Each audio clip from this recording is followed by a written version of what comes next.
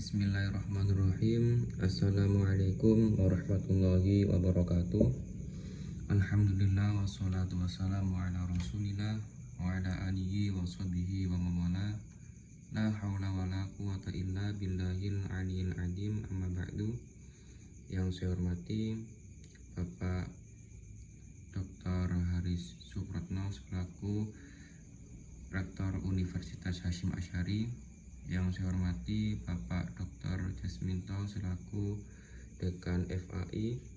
Yang saya hormati Bapak Dr. Khairul Umam selaku Kaprodi PAI.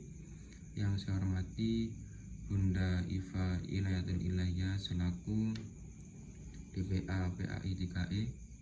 Yang saya hormati Bapak Dr. Hanifuddin selaku dosen penggampu filsafat ilmu pendidikan Islam. Di sini saya Muhammad Ilham Zanuar akan menjelaskan tentang keanekaragaman pendekatan model, metode, strategi pembelajaran filsafat pendidikan Islam. Di sini saya menjelaskan pada poin ke-8 yang ada di RPS.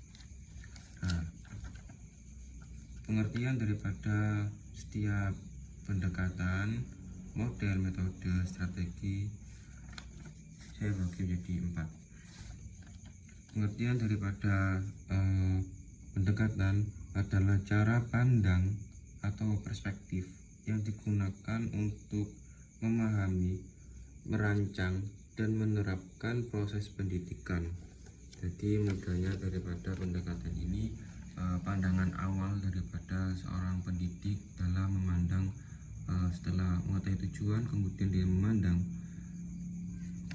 lebih mengacu pada pandangan pendidik dalam menerapkan rencana-rencana kedepannya untuk mencapai tujuan yang ingin dicapai dari awal.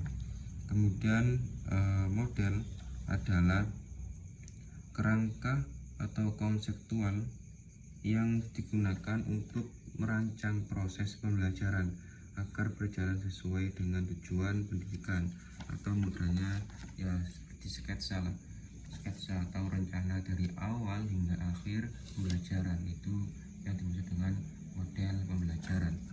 Kemudian pengertian daripada metode adalah cara atau teknik yang digunakan oleh pendidik untuk menyampaikan materi pendidikan, yaitu teknik atau cara. Kemudian strategi adalah rencana tindakan yang sistematis dan terarah untuk mencapai tujuan pendidikan, atau saya bisa dapat umpamakan pengertian daripada keempat ini untuk lebih bermudah, karena pendekatan atau pengertian hal ini dapat timpang tindih, dapat salah dalam memberikan makna dari keempatnya. Untuk mempermudah saya umpamakan seperti pendekatan model itu seperti peta yang kita bawa. Misalkan kita ingin pergi ke suatu tempat, kemudian kita membawa peta.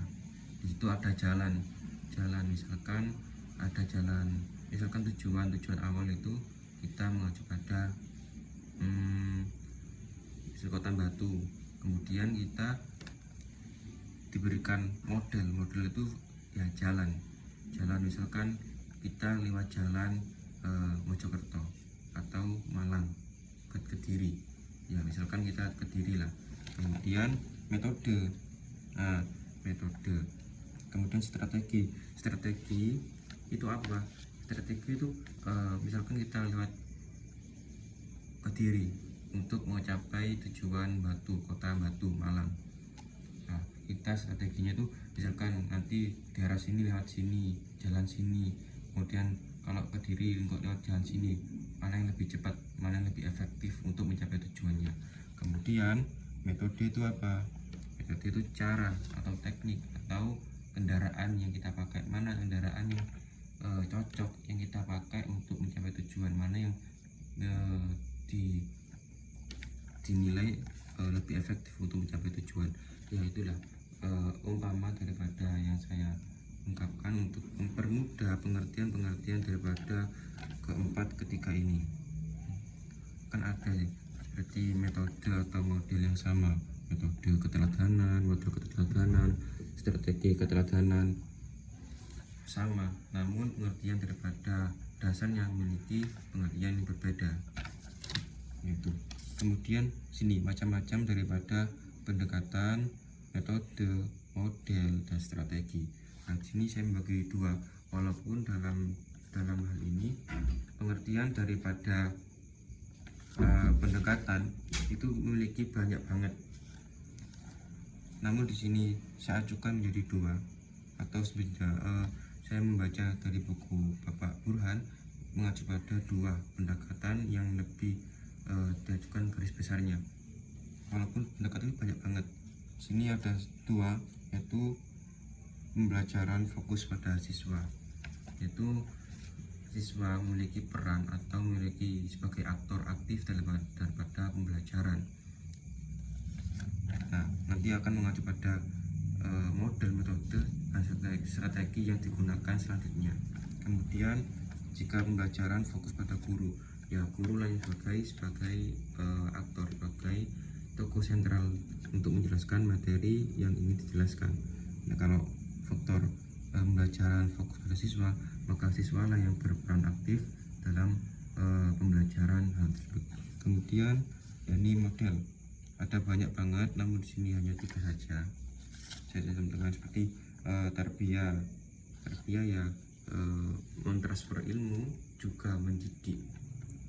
Hanya sekedar mentransfer ilmu, tapi juga mendidik, bagaimana cara membentuk karakter seorang pendidik, seorang peserta didik, juga mengacu pada pengembangan spiritualnya. Kemudian juga kooperatif, ya ini lebih umum ya, kooperatif ya mengacu pada peserta didik yang lebih aktif gitu dalam pembelajaran. Nah, itu mengajukan pada pendekatan fokus siswa. Nah, ini mengacu pada kooperatif. Kemudian taktik itu seperti pembentukan akhlak, hanya sekedar ya pembentukan akhlak seperti untuk mengacu pada akhlak yang mulia terpuji, ya seperti itulah. Kemudian macam-macam metode banyak banget, namun sini ada cuma saya terapkan 3 saja. Misalkan ceramah adalah sebagai metode yang paling dasar dan pasti digunakan setiap guru dalam menjelaskan materinya. Walaupun sedikit pasti menggunakan metode ceramah, walaupun menggunakan lebih mengacu pada metode, misalkan metode diskusi, pasti guru akan sedikit banyak menjelaskan poin-poin besarnya dalam pembelajaran. Kemudian ada juga tanya jawab, bisa jadi tanya jawab antara guru menanyakan muridnya atau murid menanyakan gurunya tentang suatu hal. Kemudian ada juga keteladanan, metode keteladanan. Ini hampir sama dengan demonstrasi, namun keteladanan itu lebih mengacu pada pembentukan akhlak mulia seorang peserta didik. Kemudian ada strategi induktif. Induktif itu dari ya seperti kita belajar Indonesia ya, belajar bahasa Indonesia, ada pembelajaran induktif. Induktif itu apa? Mulai dari umum, mulai dari yang khusus kemudian ke umum. Kita menceritakan kisah-kisah Nabi Muhammad yang memiliki akhlak terpuji, kemudian kita menarik ke umum. Apa tuh? Akhlak terpuji yang telah kita lakukan setiap harinya. Kemudian ada juga deduktif, ya kebalikannya daripada induktif. Kemudian ada juga pembiasaan ya seperti katanya pembiasaan, seperti kita menciptakan misalkan kebiasaan untuk setiap pagi sholat duha berjamaah, misalkan seperti itu dalam sekolah. Kemudian ada juga poin terakhir, yaitu langkah-langkah untuk menerapkan keempat ini, mulai dari pendekatan, kemudian model, metode, dan strategi. Nah, ini langkah-langkahnya untuk menerapkan. Yaitu pertama itu memahami tujuan pembelajaran. Nah, sudah disinggung dari awal daripada pendidikan pasti harus memiliki suatu tujuan. Tujuannya itu apa? Misalkan tujuannya itu untuk membentukkan akhlak, kemudian pendekatannya itu memberikan keteladanan. Nah, modelnya itu apa? Nanti akan mengacu pada pendekatan, model, metode, strategi yang digunakan. Harus tahu tujuannya itu apa dulu gitu. Kemudian analisis karakteristik anak didik.